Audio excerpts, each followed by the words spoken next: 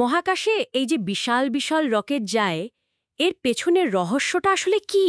হুম আজ আমরা রকেটের একেবারে ভেতরে ঢুকে দেখব, মানে এর প্রধান অংশগুলো কিভাবে একসাথে কাজ করে, এই এই অবিশ্বাস্য যাত্রা সম্ভব করে তোলে। ঠিক ডক্টর চিন্ময় পালের লেখা আর কিছু সূত্রের উপর ভিত্তি করে আমরা রকেট প্রযুক্তির মূল 4টি সিস্টেম বা ব্যবস্থাকে একটু সহজভাবে বোঝার চেষ্টা করব। হ্যাঁ সেটাই ভালো হবে। চলুন শুরু করা যাক। আচ্ছা প্রথমেই আসি রকেটের বাইরের ওই গড়নটা নিয়ে। উম, দেখে তো মনে হয় যেন শুধু একটা একটা খোলস, কিন্তু এর কাজ কি শুধু এটুকুই নাকি আরও বেশি কিছু? না না, শুধু খোলস একদমই নয়। এটা হলো রকেটের কাঠামোগত ব্যবস্থা, মানে স্ট্রাকচারাল সিস্টেম আর কি। আচ্ছা। ভাবুন তো, অনেকটা উড়োজাহাজের মূল শরীর বা জাহাজের খোলের মতো। ও আচ্ছা আচ্ছা। এর প্রধান কাজ হলো ভেতরের সব যন্ত্রপাতি, মানে সিস্টেমগুলোকে রক্ষা করা, আর উৎক্ষেপণ আর যাত্রাপথের সময় যে প্রচণ্ড চাপ, কম্পন, তাপ, এগুলো সব সহ্য করা। বাপরে।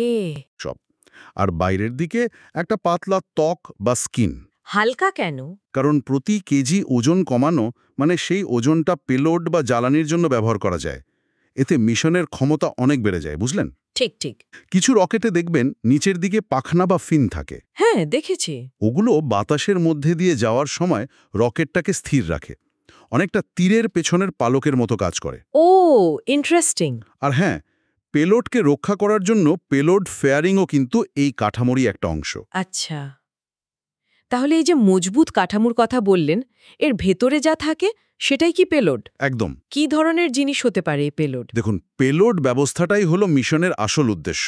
মানে কি নিয়ে যাওয়া হচ্ছে। হুম। সেটা কৃত্রিম উপগ্রহ হতে পারে, মানে স্যাটেলাইট।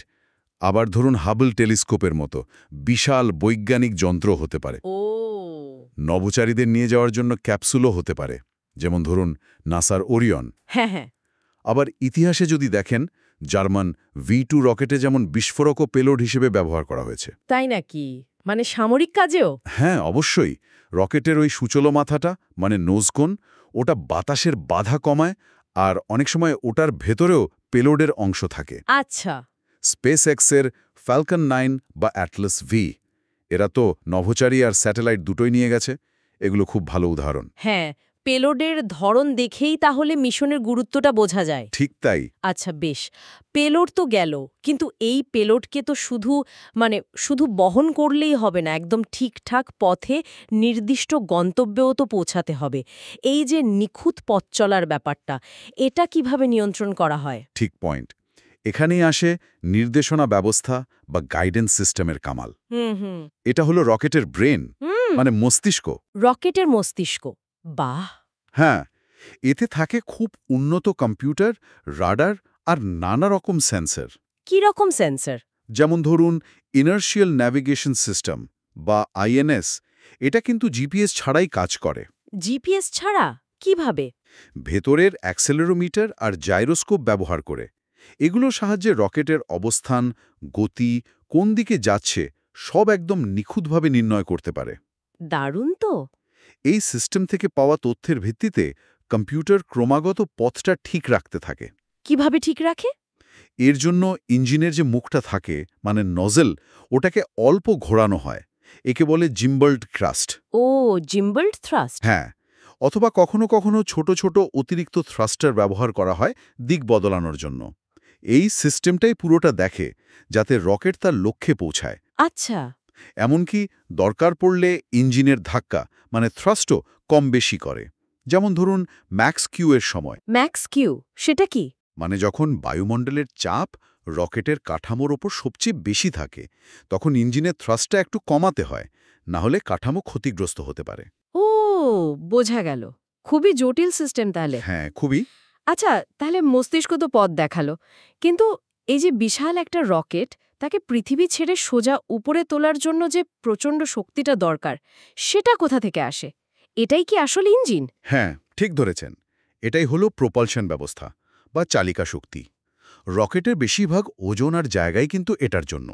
এটাকে রকেটের হৃৎপিণ্ডও বলতে পারেন।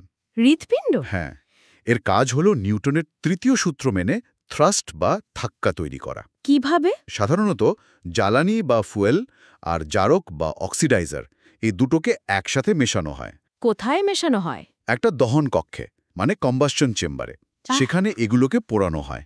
আচ্ছা। এতে তৈরি হয় প্রচণ্ড উত্তপ্ত গ্যাস। সেই গ্যাস রকেটের পিছনে যে ঘণ্টার মতো দেখতে নজল থাকে, সেটা দিয়ে তীব্র গতিতে বেরিয়ে আসে। হুম। আর তার প্রতিক্রিয়াতেই রকেট সামনের দিকে, মানে উপরের দিকে ছুটে চলে। দারুণ। এই প্রোপালশন সিস্টেম কি একরকমই হয়? না, প্রধানত দু ধরনের হয়। একটা হলো তরল জ্বালানি বা লিকুইড প্রোপেলেন্ট সিস্টেম। আচ্ছা। এটা একটু জটিল, কারণ পাম্প, ভালভ অনেক কিছু লাগে। কিন্তু এর সুবিধা হলো ইঞ্জিন চালু বা বন্ধ করা যায়, এমনকি শক্তি কমানো বাড়ানো যায়। ও, মানে নিয়ন্ত্রণ করা যায়। হ্যাঁ, সূক্ষ্ম নিয়ন্ত্রণ সম্ভব। যেমন ধরুন, কক্ষপথে ঢোকার সময় বা চাঁদে নামার মতো কাজে এটা খুব দরকারি। বোঝা গেল। আর অন্যটা? অন্যটা হলো কঠিন জ্বালানি বা সলিড প্রোপেলেন্ট সিস্টেম। এটা তুলনামূলকভাবে অনেক সরল আর খুব শক্তিশালী ধাক্কা দিতে পারে। তাহলে তো এটাই ভালো। কিন্তু একটা সমস্যা আছে। এটা একবার জ্বলে উঠলে একে আর নিয়ন্ত্রণ করা বা থামানো প্রায় অসম্ভব। ও, তাহলে এটা কখন ব্যবহার হয়? এটা মূলত প্রাথমিক ধাক্কা দেওয়ার জন্য, মানে বুস্টার হিসেবে খুব কাজে লাগে। যেমন স্পেস শাটলের পাশে যে দুটো সাদা লম্বা রকেট দেখতেন, হ্যাঁ, হ্যাঁ, দেখেছি তো। ওগুলো ছিল সলিড রকেট বুস্টার বা এসআরবি। আচ্ছা, আচ্ছা। এই ব্যাপার। সুতরাং দেখুন, একটা রকেট আসলে অনেকগুলো জটিল সিস্টেমের কি অসাধারণ একটা সমন্বয়, তাই না? হ্যাঁ, সত্যি। এর মজবুত কাঠামো, মূল্যবান পেলোড, বুদ্ধিমান পথপ্রদর্শক আর ওই শক্তিশালী চালিকা শক্তি সবাই মিলেমিশে কাজ করে একটা লক্ষ্য পূরণের জন্য। সেটা চাঁদে মানুষ পাঠানোই হোক বা মঙ্গলের রোভার পাঠানো। একদম।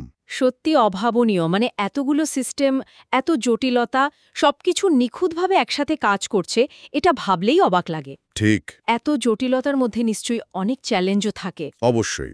প্রতিটা উৎক্ষেপণই তো একটা বিরাট চ্যালেঞ্জ। তবে এর বাইরেও একটা বিষয় এখন ভাবাচ্ছে বিজ্ঞানীদের। কি বিষয়? সেটা হলো রকেট উৎক্ষেপণের পরিবেশগত প্রভাব, বিশেষ করে কঠিন জ্বালানি থেকে বের হওয়া কিছু দূষণকারী পদার্থ। ওহ! আর মহাকাশে যে বাতিল রকেটের অংশ জমে জমে আবর্জনার স্তূপ তৈরি হচ্ছে, মানে স্পেস ডেব্রিজ। হ্যাঁ, শুনেছি বটে। এই সমস্যাটা ভবিষ্যতে আরও বড় হয়ে দেখা দিতে পারে। এই নতুন চ্যালেঞ্জগুলো মাথায় রেখে পরবর্তী প্রজন্মের রকেট ডিজাইনে কি পরিবর্তন আসবে, সেটাই এখন দেখার বিষয়। খুবই গুরুত্বপূর্ণ একটা দিক। ভবিষ্যৎ প্রযুক্তি নিশ্চয়ই এগুলো নিয়েও ভাববে। আশা করা যায়।